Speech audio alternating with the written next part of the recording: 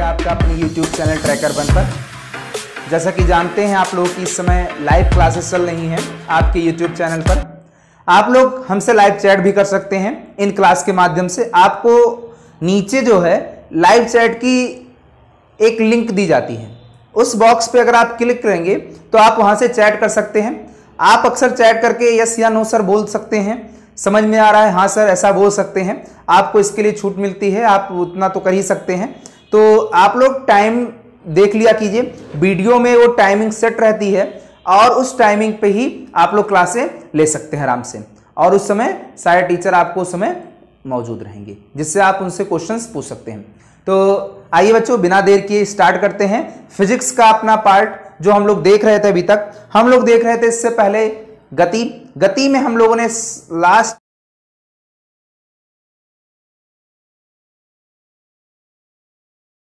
पूरा वीडियो यानी पूरे वीडियो लेक्चर के माध्यम से पूरा लेसन पढ़ लिया था। अब हम लोग पढ़ने जा रहे हैं अभ्यास प्रश्नमाला यानी एक्सरसाइज। तो आइए दूसरे क्वेश्चन से शुरू करेंगे। ग्राफ वाले क्वेश्चन हम लोग नेक्स्ट लेक्चर में देखेंगे। हम लोग इस लेक्चर में पहले दूसरे क्वेश्चन को छोड़ करके तीसरे क्वेश्चन से स्टार्ट करें क्योंकि आपको वहां से समझ में आएगा। ठीक है, चलिए तीसरे क्वेश्चन शुरू करते हैं, आप लोग भी पढ़ें और सीखें। तीसरा क्वेश्चन क्या कह रहा है आपके स्क्रीन पर देखिए, पढ़ते हैं। कह रहा है कि दो वस्तुएं H1 व H2 ऊंचाई से एक साथ छोड़ी जाती हैं। यानी दो वस्तुएं हैं, एक H1 ऊंचाई से, ठीक, और दूसरी H2 ऊंचाई से।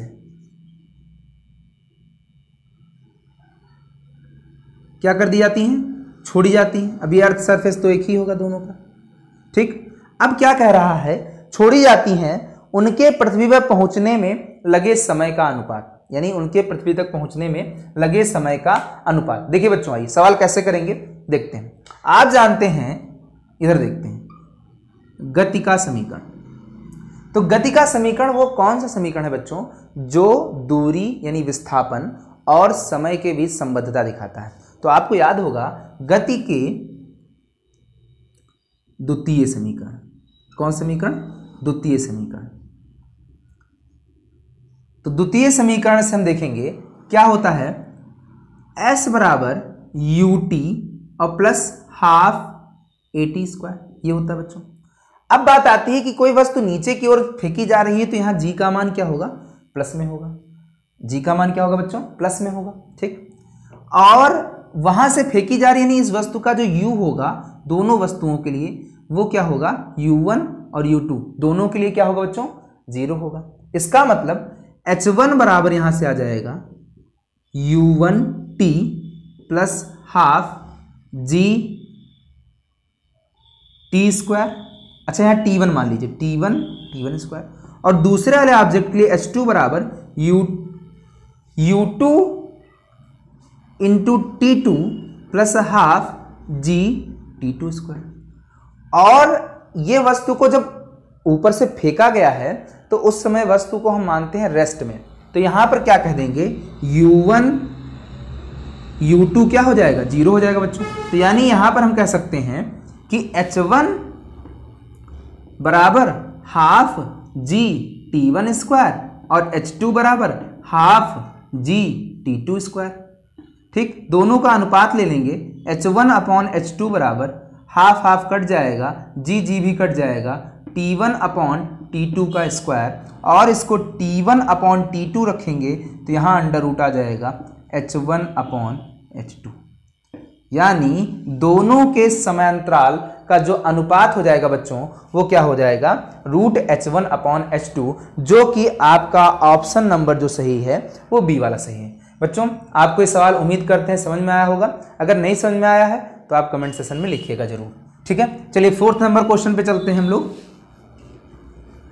फोर्थ नंबर क्वेश्चन क्या कहता है? फोर्थ नंबर क्वेश्चन सिर्फ भाषा पर आधारित है, पढ़ के ही करेंगे। क्या कह रहा है, जब वस्तु समान समयांतराल में समान दूरी तय करती है, समान समयांतराल में समान दूरी तय करती है तो ये तभी होता है जब एक समान चाल हो, ठीक है। तो यहां पर कह रहा है तो उसकी गति क्या होगी? उसकी गति अवमंदित गति होगी, त्वरित गति होगी, असमान गति होगी, एक। हाँ, तो इसका कौन सा ऑप्शन होगा?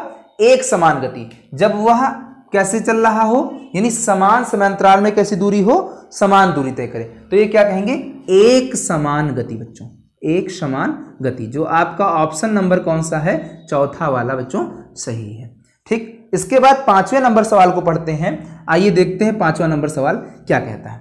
5वां नंबर सवाल क्या कह रहा है, प्रारंभ में एक कार, आपकी स्क्रीन पर दिख रहा होगा, प्रारंभ में एक कार समान वेग से चल रही थी, यानी एक समान वेग से चल रही थी। ठीक है, उसके बाद क्या हुआ, चल रही थी, उस पर 1 मीटर पर सेकंड स्क्वायर का त्वरण 12 सेकंड तक लगा, यानी उस पर जो त्वरण लगा वो कितना लगा, 1 मीटर पर सेकंड स्क्वायर का त्वरण कितने सेकंड तक, t बराबर 12 सेकंड तक लगा। ठीक है, उसके बाद क्या कह रहा है, जिसके फलस्वरूप वह 12वें सेकंड में कार ने 190 मीटर दूरी तय की, यानी 12वें सेकंड में, यानी S12 बराबर कितनी दूरी तय की, 190 मीटर। देखिए बच्चों, आपको हमने लास्ट क्लास में nवे के लिए जो फार्मूला बताया था वो यहां लगेगा। आगे देखते हैं, तो क्या कह रहा है, कार का प्रारंभिक वेग क्या होगा। बहुत आसान सवाल है, आइए देखते हैं। देखिए, आपको हमने बताया था कि अगर nवे समय अंतराल में, nवे समय अंतराल में चली गई दूरी, तो nवे समय अंतराल में चली गई दूरी कैसे निकालेंगे, तो यहां से आ जाएगा Sn बराबर u plus half a 2n minus 1। बच्चों यही तो होता था 2n माइनस 1। अब आप देखिए यहां पर हो जाएगा 190, u निकालना है हाफ a का मान 1, और यहां पर 12वां, तो 12 दूना 24 और 1 गई, कितना बचा, 23। ठीक है, इसको थोड़ा सा और सॉल्व करेंगे, u बराबर आ जाएगा 190 माइनस, यहां आ जाएगा 11.5, और 11.5 इन द सेंस यहाँ पे हो जाएगा, यानी 10 जाएगा तो बचेगा 80, और 1.5 जाएगा तो बचेगा बच्चों कितना, 18। तो यानी यहाँ पर आ जाएगा, घटा लीजिए 190.0 और यहाँ आ जाएगा 11.50। कन्फ्यूजन हो जाती है बच्चों, यहाँ पर आ गया 9 में से 8, और यहाँ पर कितना आ गया, यहाँ पे भी 8, तो ये 2 आ जाएगा, 8 नहीं, यहाँ 7, तो 178.50 मीटर, सॉरी मीटर पर सेकंड।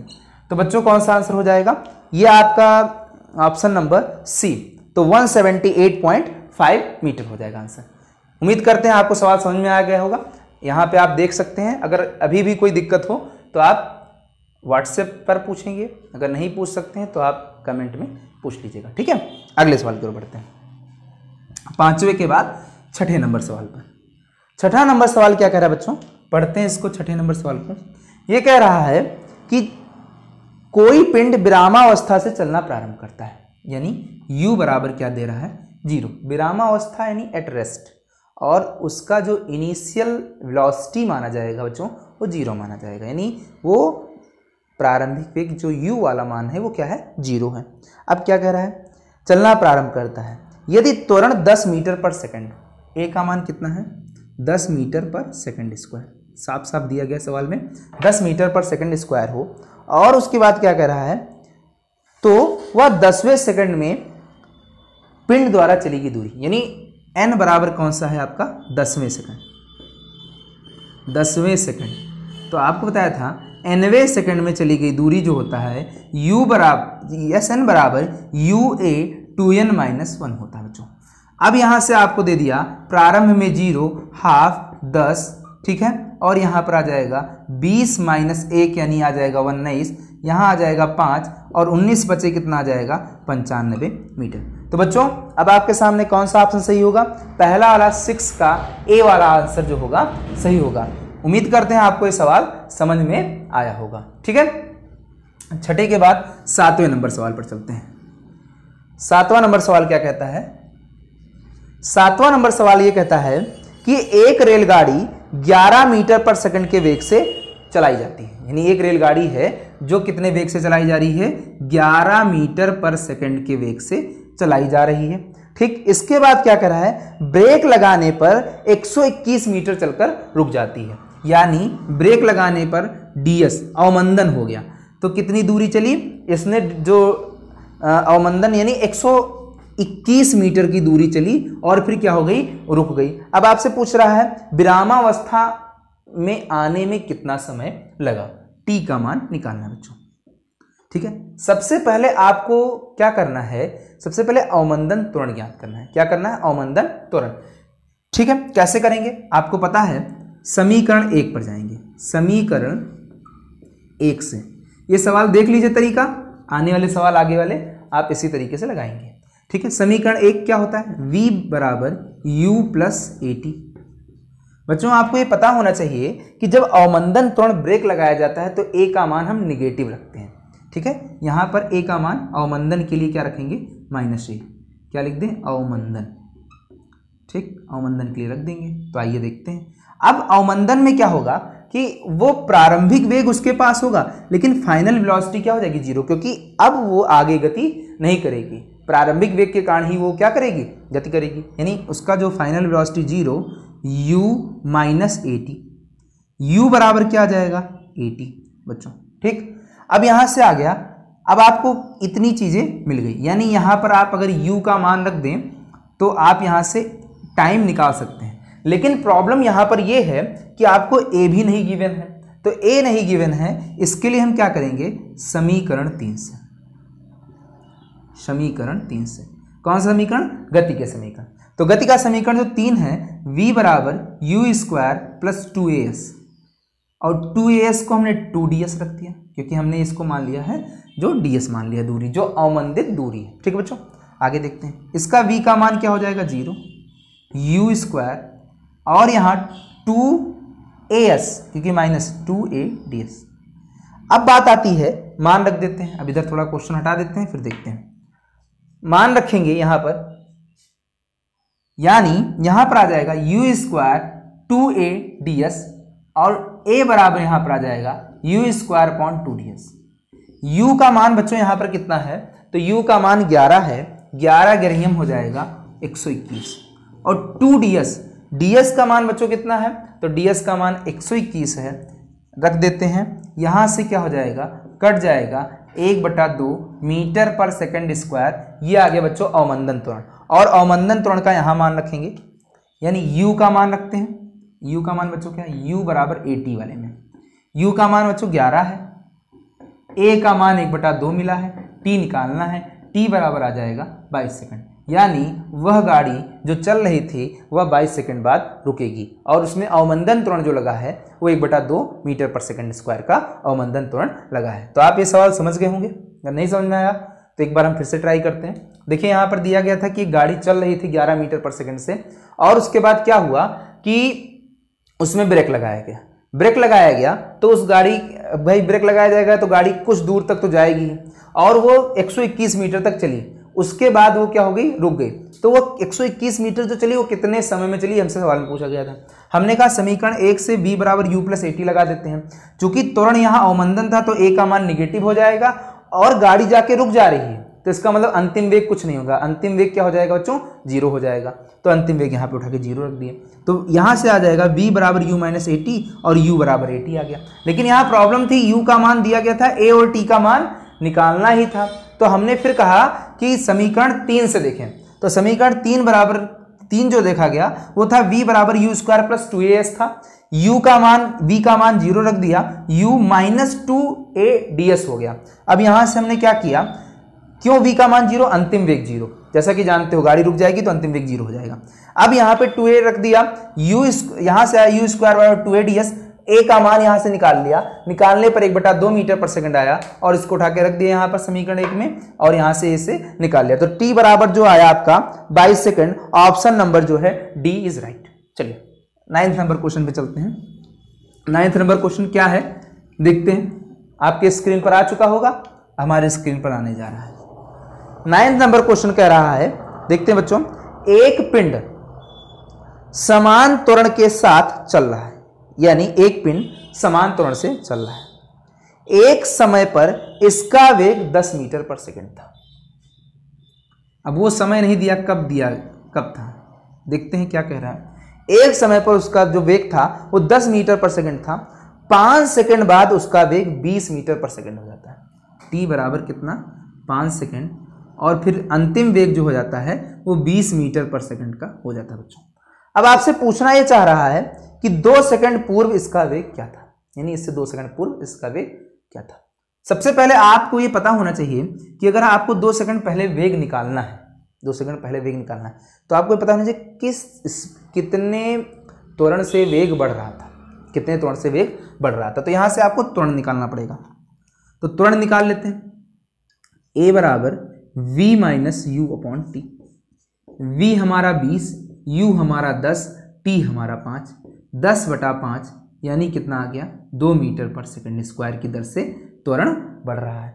अब कब से ये पूछना चाह रहा है, यानी 5 सेकंड बाद इसका वेग अगर इतना हो जाता है तो 2 सेकंड पूर्व इसका वेग क्या था, यानी 2 सेकंड पूर्व इसका वेग इन द सेंस जब 10 मीटर था उससे पहले। तो बच्चों देखते हैं, आप जानते हैं गति का समीकरण से तो ये मौखिक बता सकते हैं। देखो 1 सेकंड में कितना बढ़ रहा है 2 मीटर पर सेकंड, तो इसका मतलब 2 सेकंड में यानी 4 बढ़ा होगा, पहुंचा कितना 10, इसका मतलब था कितना 6। अगर नहीं समझ में आते हैं देखो v बराबर u प्लस AT जानते हैं आप, कितना वेग था इसका 10, लेकिन क्या हुआ कि आपसे पहले पूछना चाह रहा है। तो पहले अगर पूछना चाह रहा है तो आपको क्या करना है, इस वेग को त्वरण के साथ गुणा करके घटा देना है। तो कितना आ जाएगा 10 - 4 कितना आ जाएगा 6 मीटर पर सेकंड। ठीक है बच्चों, उम्मीद करते हैं आपको 9th नंबर क्वेश्चन जरूर समझ में आया होगा। तो आप लोगों ने 9th नंबर क्वेश्चन देख लिया था आपके स्क्रीन पर। अब आइए 10th नंबर क्वेश्चन देखते हैं आपकी स्क्रीन पर। 10th नंबर क्वेश्चन क्या कह रहा है एक बार पढ़ते हैं हम, आप भी पढ़ लीजिए। 10th नंबर कह रहा है एक वस्तु विरामावस्था से चलना प्रारंभ करती है। विरामावस्था से चलना प्रारंभ करती है, आपको तत्काल u बराबर 0 लिख देना चाहिए। ठीक है, उसका त्वरण 5 मीटर पर सेकंड स्क्वायर का है, यानी a बराबर कितना है बच्चों 5 मीटर पर सेकंड स्क्वायर। ठीक है, इतना दे दिया गया, ये आप नोट कर लीजिए अपनी तुरंत कॉपी में। उसके बाद ये कह रहा है कि 50 मीटर पर सेकंड का वेग प्राप्त होने पर उसके द्वारा चली गई दूरी क्या होगी, यानी जब उसका वेग कितना हो जाएगा 50 मीटर पर सेकंड हो जाएगा तो आपसे पूछा जा रहा है तो उसके द्वारा चली गई दूरी क्या होगी। अब ये थोड़ा सा आपको दिमाग लगा लेना है। क्या दिमाग लगा लेना है, यहां पर आपको दे दिया गया v दे दिया गया, दूरी पूछा है a दे दिया गया। ये कौन सा इक्वेशन बनता है ऐसा जिसमें पूछा ये सारे मान रख दें और एक मान निकाल दें। तो आप थोड़ा सा दिमाग लगाइए, समीकरण 3 पर भागिए। समीकरण 3 से गति का समीकरण 3 से, तो गति के समीकरण का नहीं के कर दीजिए। तो यहां से हो जाएगा v² बराबर u² प्लस 2as बच्चों हो जाएगा। ठीक है, अब आप क्या कीजिए, v का मान आपको दिया है 50 मीटर पर सेकंड। ठीक है, u 0 है और यहां पर ये कह रहा है a बराबर 5, तो s निकालना है। आप कह सकते हैं 50 × 50 और यहां से आ गया 10s, s बराबर 50 × 50/10 और यहाँ से 0 काट दिए, 50 लिखा है बच्चों, 50 पंजे कितना हो जाएगा 250। तो बच्चों आपका जो आंसर हो जाएगा वो 250, 10वां का जो ऑप्शन है वो सी सही बच्चों। उम्मीद करते हैं आपको 10वां सवाल समझ में आया होगा, आपकी स्क्रीन पे भी है और आपको इस सवाल सॉल्व करके भी बताया गया। 11वें सवाल की ओर बच्चों बढ़ते हैं। 11th क्वेश्चन क्या कह रहा है देखते हैं। 11th क्वेश्चन ये कह रहा है एक पिंड 10 मीटर पर सेकंड के प्रारंभिक वेग से, यानी u बराबर 10 मीटर पर सेकंड के प्रारंभिक वेग से क्या कह रहा है, पृथ्वी तल से ऊपर की ओर फेंका जाता है, यानी पृथ्वी तल से फेंका गया ऊपर की ओर।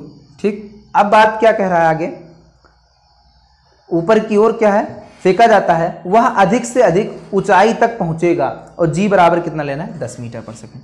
g बराबर आपको क्या लेना है 10 मीटर पर सेकंड स्क्वायर। आप देखिए बच्चों यहाँ पर एक रूल लगता है, सबसे पहले आप समझिए। जैसे मान लीजिए कोई ऑब्जेक्ट को आपने उछाला तो अधिकतम ये यहाँ ऊंचाई पर जाएगा और जो अधिकतम ऊंचाई पर पहुंच जाएगा वहाँ फाइनल वेलोसिटी हो जाती है 0, यानी अंतिम वेग बच्चों वहाँ पर क्या हो जाता है 0। तो अब आपको क्या करना है, गति का समीकरण देख लेना है 3। तो तृतीय समीकरण पर चलते हैं, ज़्यादातर तृतीय समीकरण ही आपके सवाल में लग रहा है। तो तृतीय समीकरण क्या है, v² u² प्लस 2as होता है। अब आप देखिए यहाँ पर हो जाएगा u बराबर 0, u स्क्वायर, और आपको पता है कि g जब आप देखिए पृथ्वी के अपोजिट जा रहा है तो माइनस हो जाएगा, तो -2gs, तो u स्क्वायर बराबर 2gs, और यहाँ उठा के मान रख देते हैं। मान क्या रखेंगे, 10 का मान तो 10 दहानिम 100, 2g का मान 10, s निकालना है आपसे कहा गया, तो 10 दूना 20, 20 पंजे 100 होता है, s बराबर यहाँ पे बच्चों आ जाएगा 5 मीटर। तो वह ऑब्जेक्ट जो 10 मीटर पर सेकंड से फेंका गया है, 10 मीटर पर सेकंड स्क्वायर का त्वरण विपरीत दिशा में काम कर रहा है, वह वस्तु अधिकतम 5 मीटर पर जाकर के रुक जाएगी, और उसका ऑप्शन नंबर कौन सा होगा, पहला सही होगा। तो 11वां नंबर सवाल आपने अपनी स्क्रीन पर देख लिया।